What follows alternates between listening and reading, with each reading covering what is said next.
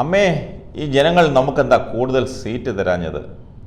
2014 parliament തിരഞ്ഞെടുപ്പിൽ കോൺഗ്രസ് തോറ്റതിൽ നിരാശ പൂണ്ട് രാഹുൽ ഗാന്ധി അമ്മ സോണിയാഗാന്ധിയോട് ചോദിക്കുന്ന നിഷ്കളങ്കമെന്ന് തോന്നിക്കുന്ന ചോദ്യം അന്നത്തെ ചില ഇംഗ്ലീഷ് പത്രങ്ങളിൽ കാർട്ടൂൺ ഫലിതമായി വന്നതാണ്.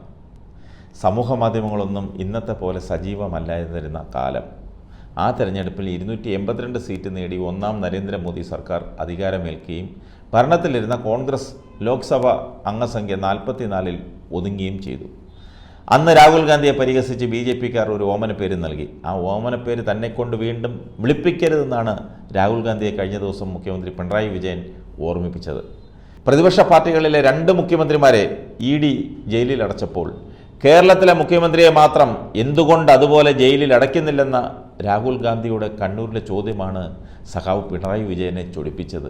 കേരളത്തിലെ കോൺഗ്രസ് നേതാക്കൾ 2021 നിയമസഭാ തെരഞ്ഞെടുപ്പ് കാലം മുതൽ ചോദിച്ചു വരുന്ന ചോദ്യമാണ്. അന്ന് സ്വർണ്ണക്കടത്ത്, ഇന്ന് മകളുടെ കമ്പനിയുടെ മാസപ്പടി ഇടപാട്. അത് രാഹുൽ ഗാന്ധി ഏറ്റുപിടിച്ചത് പുലിവാലായി. 24 മണിക്കൂറും ഞാൻ BJPയെ ആക്രമിക്കുമ്പോൾ നിങ്ങൾ 24 മണിക്കൂറും ആക്രമിക്കുന്നത് എന്നെയാണ്. വല്ലപ്പോഴുമെങ്കിലും നിങ്ങൾക്ക് BJPയെയും ആക്രമിച്ചുകൂടെ? പിണറായിയോടുള്ള രാഹുലിൻ്റെ ചോദ്യം ന്യായമെന്ന് ആർക്കും തോന്നാം. തെരഞ്ഞെടുപ്പ് പൊതുയോഗങ്ങളിൽ പിണറായി കൂടുതൽ കടന്നാക്രമിക്കുന്നത് കോൺഗ്രസിനെയും രാഹുൽ ഗാന്ധിയുമാണ്. അത് സത്യമാണ്. പൗരത്വ ഭേദഗതി നിയമത്തിനെതിരെ കമ എന്നൊരക്ഷരം രാഹുൽ ഗാന്ധി ഉരിയാടാത്തതാണ് പിണറായിയുടെ പ്രശ്നം.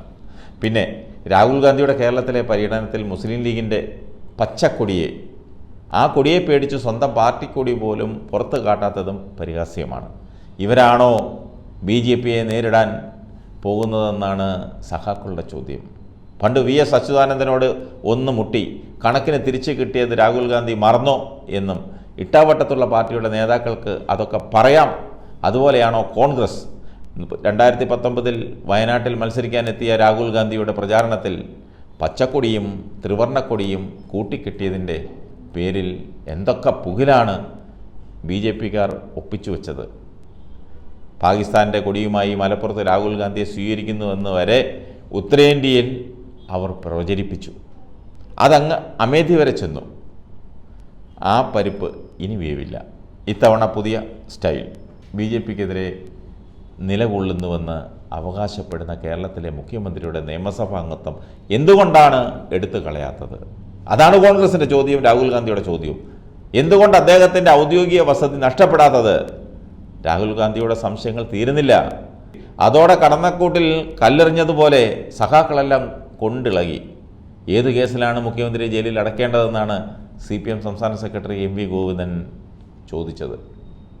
നിങ്ങളുടെ മുത്തശ്ശി രാജ്യമാകെ അടക്കി വാണിരുന്ന കാലത്ത്, അതായത് അടിയന്തരാവസ്ഥ കാലത്ത്, ഞങ്ങളെയൊക്കെ പിടിച്ച് 1.5 വർഷം ജയിലിലടച്ചു. അന്വേഷണമെന്നോ ജയിലെന്നോ പറഞ്ഞ് ഞങ്ങളെ വിരട്ടാൻ നോക്കണ്ട. അയ്യോ, ജയിലിലേക്കോ? ഞാനില്ല. BJPയിൽ ചേർന്നു കൊള്ളാമെന്ന് മഹാരാഷ്ട്രയിലെ മുൻ കോൺഗ്രസ് നേതാവ് അശോക് ചവാനെ പോലെ ഞങ്ങൾ പറയില്ല. വിജിലൻസ് തള്ളിയ കേസായ ലാവ്ലിൻ രാഷ്ട്രീയ പകപോക്കലിൻ്റെ ഭാഗമായല്ലേ കേന്ദ്രത്തിലെ അന്നത്തെ കോൺഗ്രസ് സർക്കാർ CBIക്ക് വിട്ടത്? CBI അതിൽ പുതുതായി വല്ലതും കണ്ടെത്തിയോ? ഭാരത് ജോഡോ എന്നൊക്കെ പറഞ്ഞ് കുറേ യാത്ര നടത്തിയപ്പോൾ മാറ്റം വന്നു കാണുമെന്നാണ് കരുതിയത്. ഇങ്ങനെ പോകുന്നു പിണറായി സഖാവിൻ്റെ പരിഹാസം. BJPയുടെ മൗത്ത് പീസ് ആയതുകൊണ്ടാണ് പിണറായി രാഹുൽ ഗാന്ധിയെ ഇങ്ങനെ ആക്രമിക്കുന്നതെന്നാണ് പ്രതിപക്ഷ നേതാവ് VD സതീശൻ പറഞ്ഞത്. VD സതീശൻ കൂടെ രംഗത്തെത്തിയതോടെ കളം ചൂടുപിടിച്ചു. ഏതായാലും പിണറായി സഖാവ് വയറ് നിറച്ച് കൊടുത്തത് രാഹുലിന് ഏറ്റെന്നാണ് തോന്നുന്നത്. വയറിളക്കവും ഛർദിലും കാരണം ടോയ്ലറ്റിൽ നിന്നും ഇതുവരെ പുറത്തു വന്നിട്ടില്ല. 2 ദിവസമായി പരിപാടികളെല്ലാം ഉപേക്ഷിച്ചുവെന്ന് മാത്രമല്ല, ഇലക്ഷന് മുമ്പ് ഇനി കേരളത്തിലോട്ട് വരത്തേയില്ല. മതിയായല്ലോ പിണറായി സഖാവിനും.